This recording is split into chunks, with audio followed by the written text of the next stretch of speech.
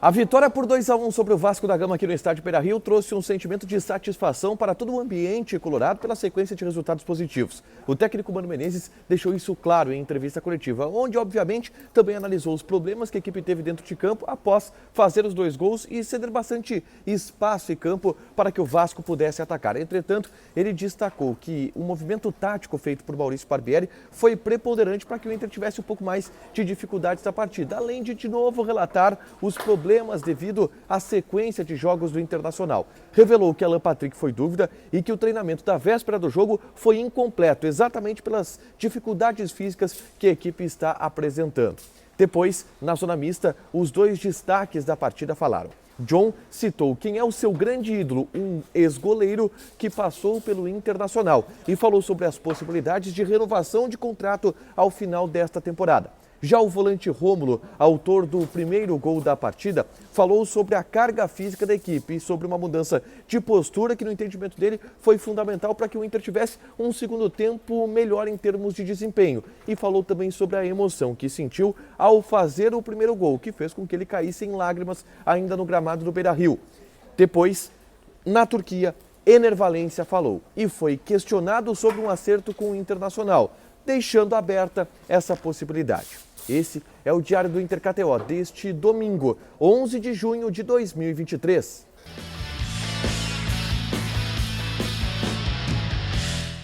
Tudo bem, gente? Obrigado pela participação aqui. Não esquece de deixar teu like, te inscrever, de ativar as notificações. Bora falar do Internacional aqui no A Dupla. Nesse vídeo, um resumo do que de mais importante aconteceu no Noticiário Colorado ao longo deste domingo. Falo da zona mista do estádio Beira-Rio, onde toda a repercussão do vestiário colorado aconteceu após a vitória. Importante vitória por 2-1 sobre a equipe do Vasco da Gama aqui no estádio Beira-Rio.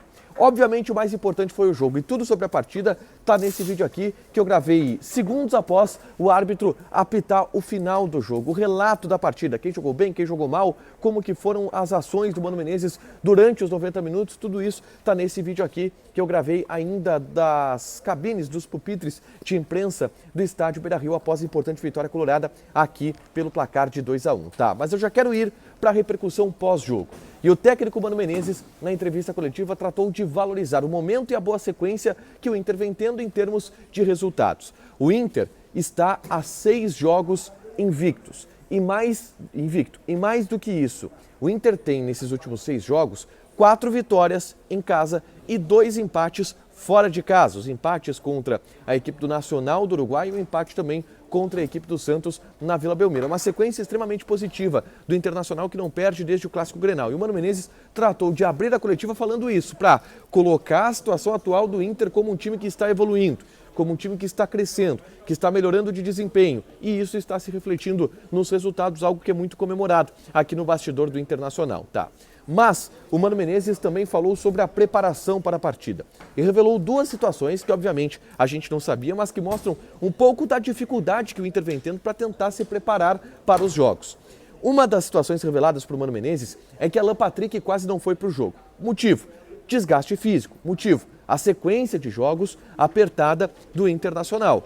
Diz que meio-dia foi definido se Alan Patrick iria ou não para o confronto, porque a ideia de Mano era ter certeza que ele não agravaria nenhum problema físico. Tiveram essa certeza meio-dia e escalaram o Alan Patrick para que ele pudesse jogar e jogou os 90 minutos, ainda assim um pouco descontado do ponto de vista físico. O Alan Patrick, que é um jogador fundamental, e o Mano Menezes fez questão de ter ele, mas tendo esse cuidado também para que ele não agravasse uma situação de lesão muscular. Além disso, o Mano citou que o treinamento de sábado, que foi com os portões fechados, durou apenas 20 minutos, porque na atividade ele observou que os jogadores já estavam cansados, já estavam desgastados. E aí ele parou o treino para que os atletas pudessem descansar e apresentar um bom nível físico no domingo na partida contra o Vasco da Gama, porque era aquilo que importava. O Mano está de aniversário nesse domingo, completou 61 anos. Ele ainda brincou: olha, essa é a vantagem de ter um técnico de 61 anos, porque eu consigo já observar quando o atleta ele está um pouco desgastado, quando o atleta ele está um pouco cansado, e isso pode fazer algum tipo de lesão, isso pode gerar algum tipo de problema. Por isso, o treino só teve 20 minutos, de acordo com o que relatou o técnico Mano Menezes. Sobre o jogo, ele valorizou a maneira como que o Inter iniciou atacando, mas valorizou também e deu um mérito para o Vasco da Gama do fato do Vasco crescer na segunda parte da partida, ou melhor, na segunda parte do primeiro tempo, quando o Inter abriu o 2-0. O Vasco fez um movimento tático de colocar 3 zagueiros, espetar os laterais e colocar 3 jogadores de movimentação nas costas do volante. E com isso, o Inter tentava adiantar a marcação, mas levava a bola nas costas e complicou muito a situação do Internacional. E segundo o Mano, isso foi um mérito do Maurício Barbieri e da equipe do Vasco da Gama, que soube trabalhar depois de estar perdendo por 2-0, precisava fazer alguma coisa de diferente. Então ele disse que o recuo do Internacional foi mais por isso. A circunstância da partida exigida e demandada pelo Vasco da Gama, que mudou taticamente depois de levar o segundo gol e deu essa complicada para o lado do Internacional, mas que depois o Inter conseguiu resistir. E aí o Mano falou sobre os gols, ou melhor, as chances de gol que o Inter acabou levando. Uma bola aérea que foi isolada na visão de Mano Menezes e que é um problema que o Inter está precisando amadurecer, treinar mais a bola aérea defensiva, porque levou um gol parecido, por exemplo, contra o Nacional lá no Uruguai, lá em Montevidéu. Agora quase levou um gol do Vasco da Gama e a bola foi na trave. E aí depois um outro lance isolado no entendimento de Mano Menezes, onde o cara chutou a bola na trave e aí no rebote o John fez um milagre, que também, obviamente, foi muito valorizado pelo treinador do Internacional. O milagre feito pelo John, que foi um dos destaques da partida e depois conversou com a gente na Zona Mista. Eu já vou abordar esse assunto. Esse foi o resumo do técnico Mano Menezes, da entrevista coletiva dele. E aí na Zona Mista, John foi o primeiro a falar. O John é um cara de poucas palavras, tá? Ele não é um jogador que dá grandes entrevistas e que faz grandes teses. Ele é um cara de poucas palavras. Mas eu tiro 2 situações, tá? Dessa entrevista do John que eu acho interessante compartilhar com vocês. A primeira, o John foi perguntado sobre uma referência, sobre quem seria o seu ídolo. E ele revelou que é um goleiro que passou pelo Internacional, Dida. O Dida, que passou aqui pelo Inter em 2014, é um goleiro que é o ídolo do John. E ele revelou isso, que se inspira muito no Dida, que desde pequeno observava o Dida jogar e se inspira muito nele. Outro detalhe é que o John foi perguntado sobre a sua permanência no Internacional. Porque é um cara que está se destacando, é um goleiro que, enfim, está se consolidando como titular absoluto e deu 3 pontos para o Inter contra o Vasco da Gama com aquela defesa inacreditável. Já está caindo nas graças da torcida e tem contrato somente até o fim do ano com o Santos.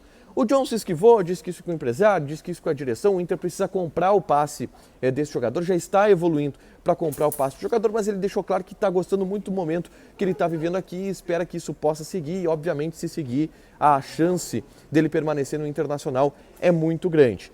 Esse foi o John, que foi muito perguntado sobre a defesa. Ele disse, cara, é trabalho, é aquela situação ali, tu te joga fazendo um gestual para defender, e foi o que acabou acontecendo. Ele evitou o gol do Vasco da Gama. Depois do John, quem falou foi o Rômulo, autor do primeiro gol e um dos destaques da partida. Eu coloquei o Rômulo como o melhor jogador do Internacional em campo.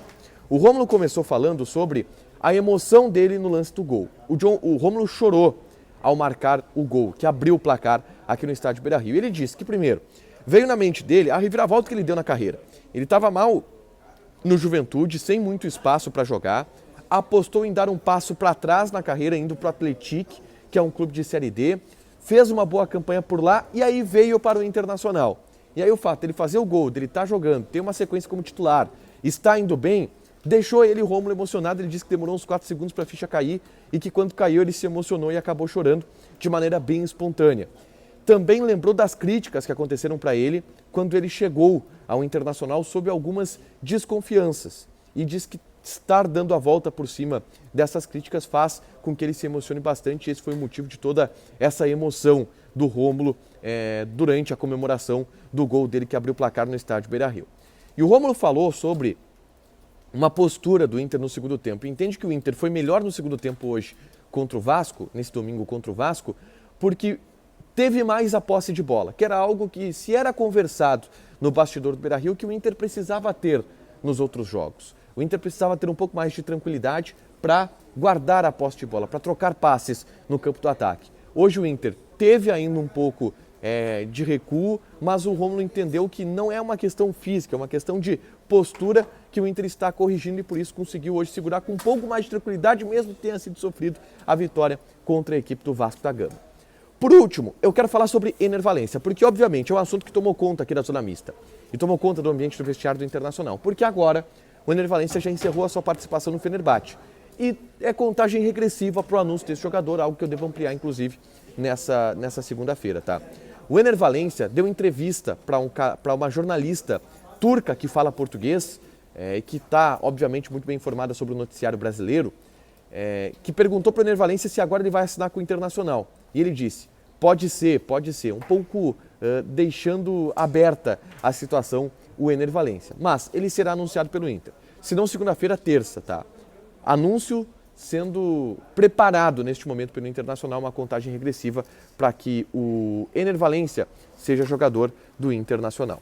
Para fechar, gente, deixa eu só colocar aqui a KTO. Vamos falar um pouquinho de KTO, tá?